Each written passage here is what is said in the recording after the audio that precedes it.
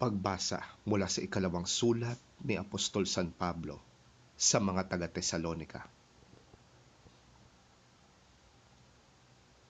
Mula kina Pablo, Silas at Timoteo, para sa iglesia sa Tesalonika, sa mga hinirang ng Diyos Ama at ng Panginoong Hesukristo. Sumainyo nawa ang pagpapala at ang kapayapaang mula sa ating Diyos Ama at sa Panginoong Hesukristo.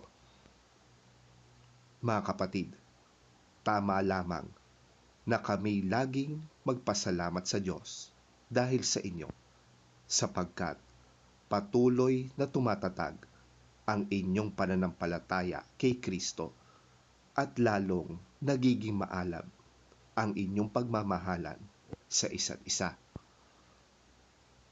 Ipinagmamalaki namin kayo sa lahat ng mga kaanib sa Iglesia ng Diyos dahil sa inyong pagtitiis at pananampalataya sa gitna ng mga pag-uusig at mga kahirapang dinaranas ninyo.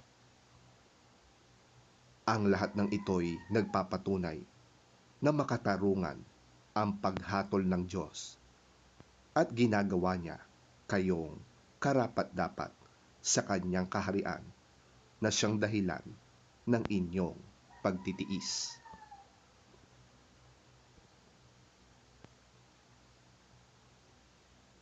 Naway maging karapat-dapat kayo sa pagkatawag niya sa inyo at sa pamamagitan ng kanyang kapangyarihan. Naway ipagkaloob niya sa inyo ang lahat ng mabuti ninyong hinahangad at maging ganap ang inyong mga gawaing ibinunga ng pananampalataya. Sa gayon, mapaparangalan ninyo ang ating Panginoong Hesus at kayo naman ay pararangalan din niya ayon sa kagandang loob ng Diyos at ng ating Panginoong Hesukristo.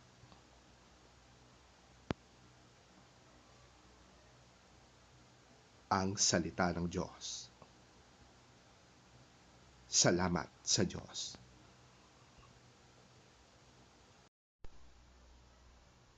Ang mabuting balita ng Panginoon ayon kay San Mateo. Papuri sa iyo, Panginoon. Kahabag-habag kayo, mga tagapagturo ng kautusan at mga Pariseo, mga mapagkunwari. Hinahadlangan ninyo ang mga tao upang hindi sila makapasok sa kaharian ng langit. Ayaw na ninyong pumasok, hinahadlangan pa ninyo ang mga nais pumasok. Kahabag-habag kayo, mga tagapagturo ng kautusan at mga Pariseo, mga mapagkunwari. Nilalakbay ninyo ang karagatan at ginagalugad ang buong daigdig. Makahikayat lamang kayo ng kahit isang hentil sa pananampalatayang Hudyo. Ngunit kung ito'y mahikayat, ginagawa ninyo siyang masahol pa kaysa sa inyo. Kaya't lalong may dahilan para siya'y parusahan sa impyerno. Kahabag-habag kayo, mga bulag na taga-akay. Itinuturo ninyo na kung gagamitin ninuman ang templo sa panunumpa, walang anuman ito. Ngunit kung ang gagamitin niya sa panunumpa ay ang ginto ng templo, dapat niyang tuparin ang kanyang sumpa.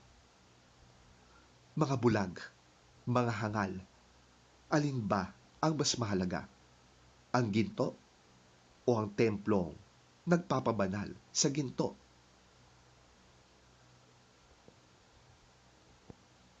Sinasabi rin ninyo na kung gagamitin ninuman ang dambana sa panunumpa, walang anuman ito.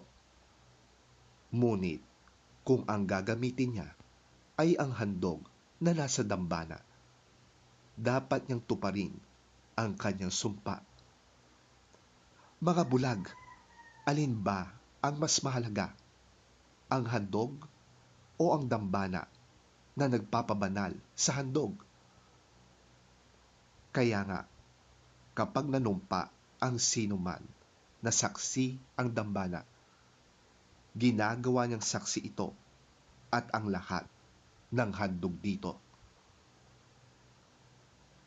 Kapag nanumpa ang sinuman na saksi niya ang templo, ginagawa niyang saksi ito at ang Diyos na nasa templo.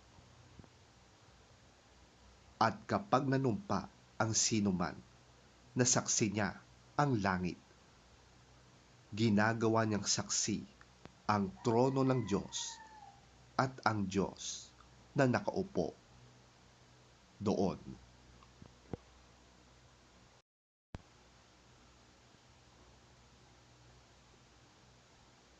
Ang mabuting balita ng ating Panginoon. Pinupuri ka namin, Panginoong Hesukristo.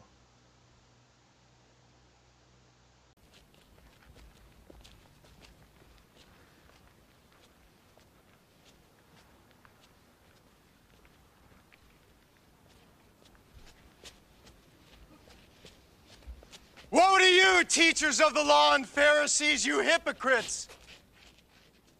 You shut the kingdom of heaven in men's faces.